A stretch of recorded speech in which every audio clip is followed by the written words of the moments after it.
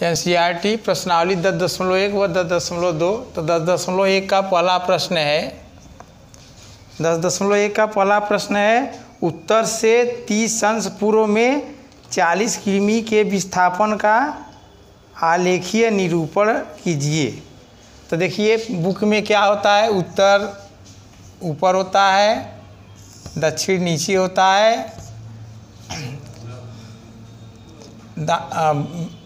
दाहिने तरफ पूरब होता है और इधर बाएं तरफ क्या होता है, पश्चिम होता है। तो बोल रहा है उत्तर से 30 अंश के कोण पर 40 किलोमीटर।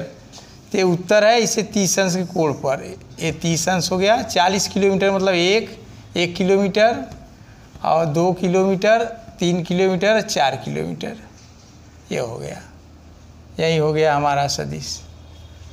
पहला प्रश्न हो गया।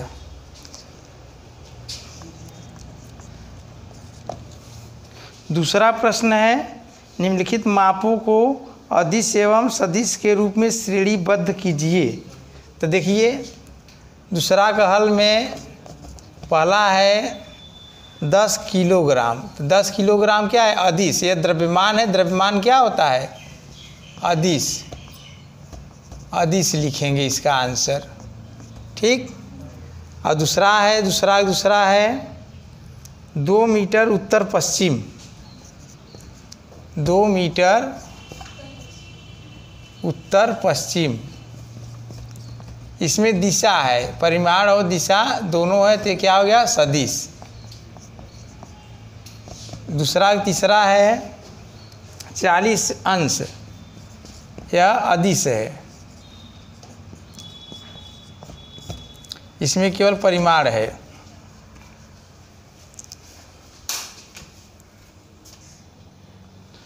चौथा है 40 वाट। तो 40 वाट शक्ति क्या है, शक्ति, और शक्ति अदिश होता है, क्या होता है, अदिश। और पांचवा है 10-19 कूलम्ब, यह क्या है, आवेश है, क्या है, आवेश है, यह भी क्या है, अदिश है। और छठवां है 20 मीटर प्रति सेकेंड स्क्वायर, 20 मीटर प्रति सेकेंड स्क्वायर, ये त्वरण है। त्वरण क्या होता है, सदिश, ठीक। का तीसरा प्रश्न है, निम्नलिखित को अदिश एवं सदिश राशियों के में श्रेणीबद्ध कीजिए। तो पहला समय कालांश, समय कालांश, ये क्या है, अदिश, क्या है, समय अदिश होता है, ठीक। दूसरा है दूरी, दूरी होता है अदिश। तीसरा है बल, बल क्या होता है, सदिश, क्योंकि बल में हम लोग पूछेंगे किधर से बल लगाएं। चौथा वेग, वेग होता है सदिश। विस्थापन बटे समय होता है, विस्थापन भी सदिश है, तो यह भी सदिश है। पांचवा कार्य, कार्य होता है अदिश। चौथा प्रश्न है, आकृति 10.6 में निम्नलिखित सदिशों को पहचानिए। सह आदिम सदिश, चौथा का हल पहला, सह आदिम सदिश। सह आदिम सदिश क्या है, जिसके प्रारंभिक बिंदु एक ही हो।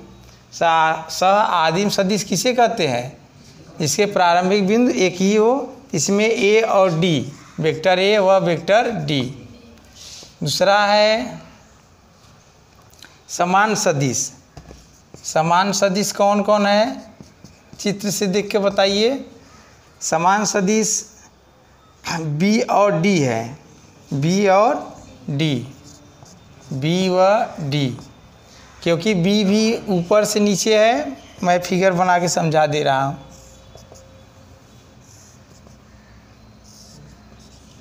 यहाँ पे ए है, ए क्या है, डी है, ए है बी, और ये क्या है, सी। तो देखिए डी यहाँ से यहाँ तक आया है, बी भी ऊपर से नीचे, परिमाण भी समान है, दिशा भी। और ए और डी सह आदिम क्यों है, क्योंकि इनके प्रारंभिक बिंदु एक ही है। ए और डी के प्रारंभिक बिंदु एक ही है इसलिए सआदिम सदिश, और बी और डी की दिशा और परिमाण एक ही है इसलिए क्या है समान सदिश। और तीसरा है संरेख परंतु असमान, संरेख परंतु असमान, संरेख परंतु असमान। संरेख में देखिए ए और सी, ए और सी संरेख है और विपरीत है, मतलब ये ऐसे सदिश है जिसके परिमाण समान है और क्या है विपरीत है, दिशा क्या है विपरीत। यहाँ हो जाएगा वेक्टर व और वेक्टर सी। ठीक, देखिए पांचवा प्रश्न, निम्नलिखित का उत्तर सत्य अथवा असत्य के रूप में दीजिए। पांचवा का पहला हल, ए तथा माइनस ए, वेक्टर ए तथा माइनस वेक्टर ए संरेख हैं, हाँ सत्य संरेख है। ठीक, और दूसरा है दो संरेख सदिशों का परिमाण सदैव समान हो, दूसरा हो जाएगा असत्य। तीसरा है प्रश्न, समान परिमाण वाले दो सदिश संरेख होते हैं, समान परिमाण वाले दो सदिश संरेख होते हैं, ये भी असत्य है, जरूरी नहीं है कि वो संरेख ही रहे। चौथा है समान परिमाण वाले दो संरेख सदिश समान होते हैं, समान परिमाण वाले दो संरेख सदिश समान होते हैं, असत्य भी है। जैसे देखिए वेक्टर ए और माइनस वेक्टर ए दोनों का परिमाण समान है ना, लेकिन ये सदिश समान नहीं है, ये दोनों विपरीत सदिश हैं। क्या है, हाँ, तो ज़रूरी नहीं है कि समान परिमाण वाले सदिश संरेख हो तब ये आपस में समान हो, ये बात जरूरी नहीं है। तो प्रश्नावली 10.2, निम्नलिखित सदिशों के परिमाण का परिकलन कीजिए। तो देखिए वेक्टर ए बराबर दिया है आई प्लस जे प्लस के, और वेक्टर बी 2i-7j-3 के, और वेक्टर सी बराबर दिया है 1/√3i प्लस 1/√3j अब -1/√3 के। तो हम लोग क्या करेंगे, इसमें तीन प्रश्न है। पहला में हम पहला का सी लगा दे रहे हैं, पहला का सी हल। तो वेक्टर सी बराबर कितना दिया है 1/√3i प्लस 1/√3j और प्लस 1/√3k माइनस। तो यहाँ क्या क्या परिमाण निकालना है, परिमाण होता है √i का गुणांक मतलब 1/3 का वर्ग प्लस 1/√3 का वर्ग प्लस माइनस 1/√3 का वर्ग। कितना होगा ये 1/3 धन 1/3 धन 1/3, कितना हो जाएगा 3/3 बराबर √1 बराबर 1, प्लस माइनस 1 भी कर सकते हैं। हाँ, तो देखिए √ का मान प्लस माइनस 1 होगा, लेकिन यहाँ पर परिमाण निकालना है इसलिए केवल धन लिया जाएगा, मिटा दें। समान परिमाण वाले दो विभिन्न सदिश लिखिए। समान परिमाण के दो विभिन्न सदिश हमें लिखना है, तो हम ढेर सारा सदिश लिख सकते हैं। हम यहाँ पर लिख रहे हैं, ध्यान से देखिए,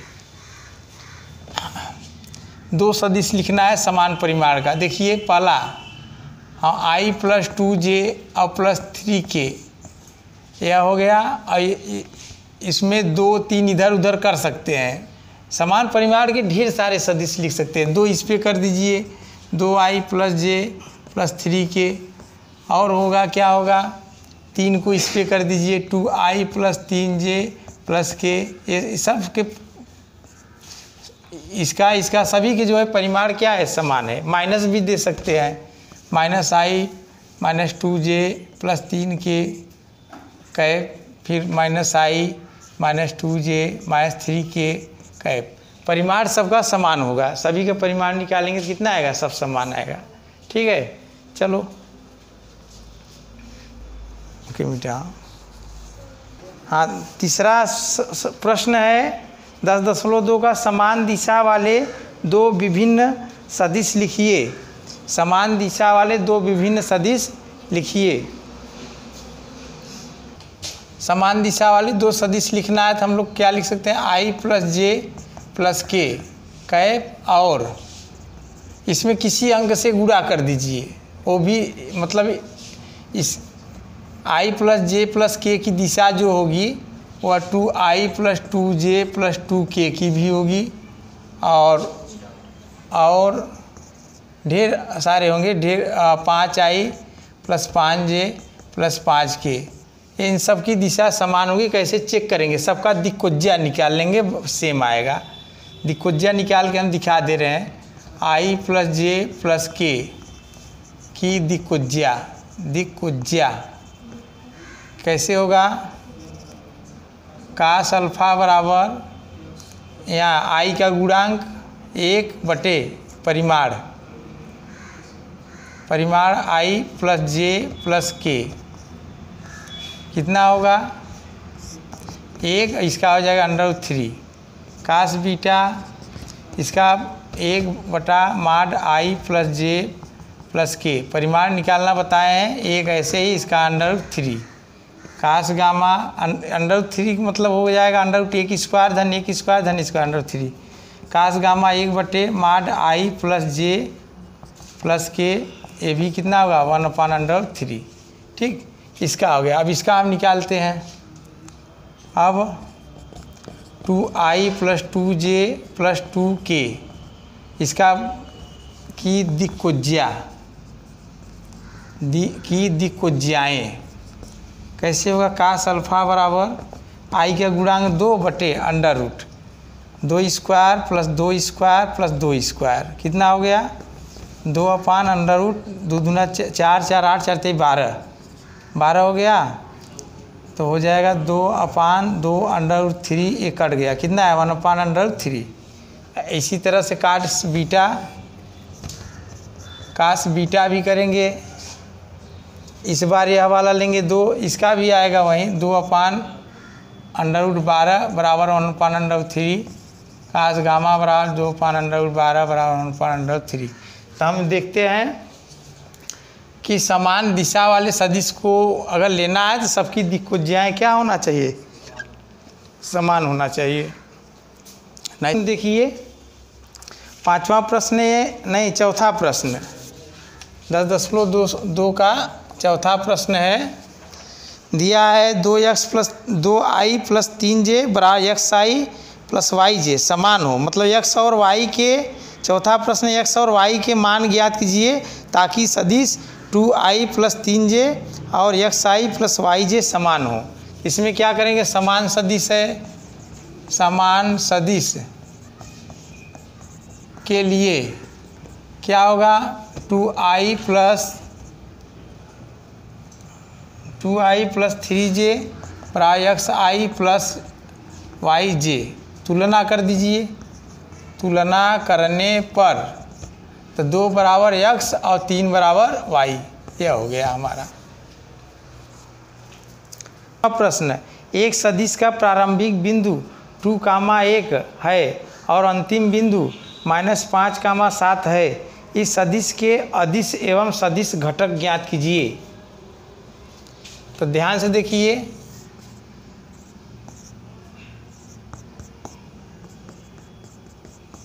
यहाँ पे ले लिए b, प्रारंभिक बिंदु ये है और अंतिम बिंदु b है। इस AB सदिश का अदिश घटक और सदिश घटक निकालना है। सबसे पहले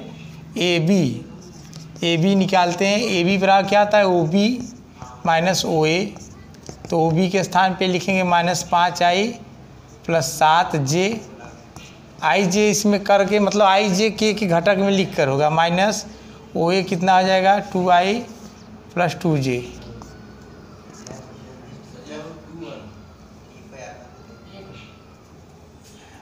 एक है।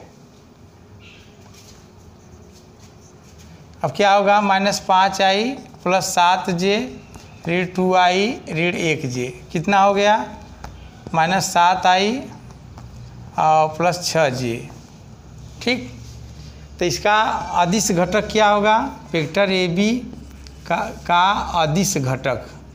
घटक का मतलब हमें अलग अलग बताना है। घटक में क्या होता है, x अक्ष का घटक क्या है ऋण 7 अदिश में बताना है ना। और कितना है 6। और ए बी का सदिश घटक, सदिश घटक में क्या होगा -7i और कामा 6j। सदिश में सदिश आई से आई जे के सहित बताना है। 6वां प्रश्न अपने से कर लेना, 7वां प्रश्न भी अपने से कर लेना, ठीक है। हम 8वां प्रश्न बता रहे हैं। 8वां प्रश्न है सदिश वेक्टर पी क्यू के अनुदिश मात्रक सदिश ज्ञात कीजिए, जहाँ पी और क्यू क्रमशः 1 2 3 और 4 5 6 है। तो मात्रक सदिश ज्ञात करना है। सबसे पहले हम OP निकालेंगे, माने P के स्थित सदिश। P के स्थित सदिश कितना है i + 2j + 3k। देखिए निर्देशांक दिया है मूल बिंदु से 1 2 3 है, तो x अक्ष का होता है, y अक्ष है k, तो i j k x अक्ष में i होता है और y अक्ष के लिए j और z अक्ष के लिए k, तो i + 2j + 3k। और OQ कितना दिया है, OQ दिया है 4 5 6, तो यहाँ पर 4i + 5j + 6k। अब क्या करना है PQ निकालिए। PQ बराबर क्या होता है OQ - OP। ध्यान रहे जो पहले है उसको बाद में माइनस करके घटाते हैं। OP के स्थान पे 4i + 5j + 6k minus OP के स्थान पे i + 2j + 3k। अब क्या करना है 4i + 5j + 6k -i - 2j - 3k। कितना हो गया कैप लगा दीजिएगा। इसको इससे मिलाइए 3i, इसको इससे मिलाइए 3j, इसको इससे मिलाइए 3k। अब PQ हो गया। अब हमें इसके आगे पूछा है मात्रक सदिश। मात्रक सदिश का मतलब इकाई सदिश। तो मात्रक सदिश क्या होता है PQ कैप बराबर होता है वेक्टर PQ और बटे माड PQ, ये सूत्र होता है। तो वेक्टर PQ यही है 3i + 3j + 3k। अब इसका मापांक निकाला है तो √3² + 3² + 3²। कितना हो जाएगा 3i + 3j + 3k अपान 9 9 9 27 हो गया। अब 3 कामन ले लीजिए ऊपर से, i + j + k कामन ले लिया, यह हो जाएगा 3√3, ये कैंसिल। कितना बचा i + j + k अपान √3, यह हो गया आंसर। सवाल नंबर 9 अपने से कर लीजिएगा। a और +b जोड़कर और उसका इकाई सदिश निकालना है। सवाल नंबर 10 देखिए ध्यान से। सदिश 5i - j + 2k के अनुदिश ऐसा सदिश ज्ञात कीजिए जिसका परिमाण 8 इकाई हो। तो मतलब हमें 8 इकाई के परिमाण का सदिश ज्ञात करना है इसके अनुदिश। तो हम लोग सबसे पहले क्या करेंगे, हम लोग सबसे पहले हाँ चलो हाँ चलो चलो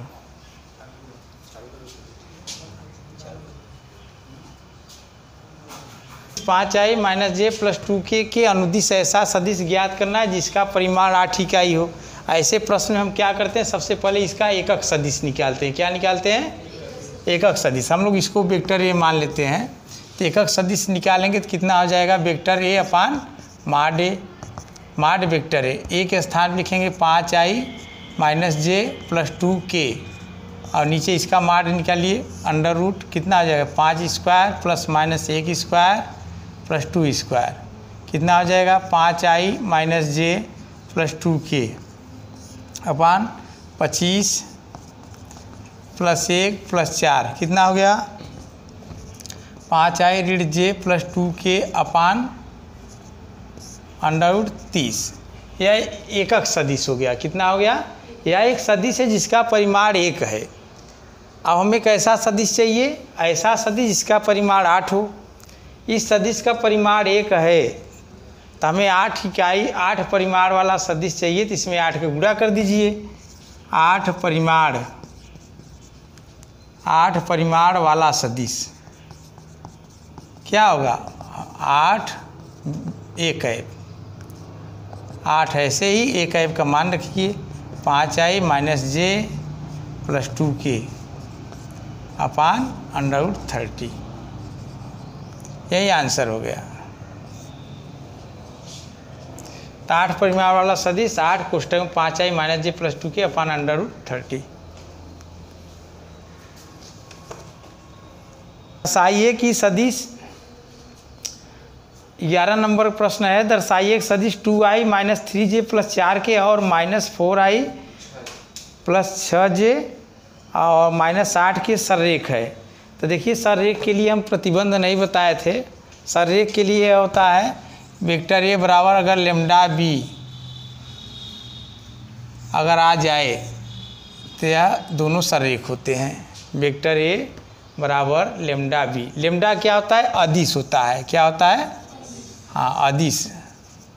ऋण 5 ऋण 6 7 2 4 6 कुछ भी हो जाए, अगर ऐसे हो जाएगा तो हम लोग इसको क्या बोलेंगे? सररेख। तो वेक्टर ए बराबर लिखते हैं कितना है? 2i वेक्टर ए है 2i - 3j और प्लस कितना है? 4k। कितना है? 4k। और वेक्टर बी कितना है? वेक्टर बी है ऋण 4i + 6j और -8k। तो हम लोग देखते हैं कि यहाँ से अगर हम लोग 2 कॉमन ले लें ऋण 2 तो हमारा हो जाएगा 2i + 3j और 2i यहाँ माइनस हो जाएगा और प्लस 4k।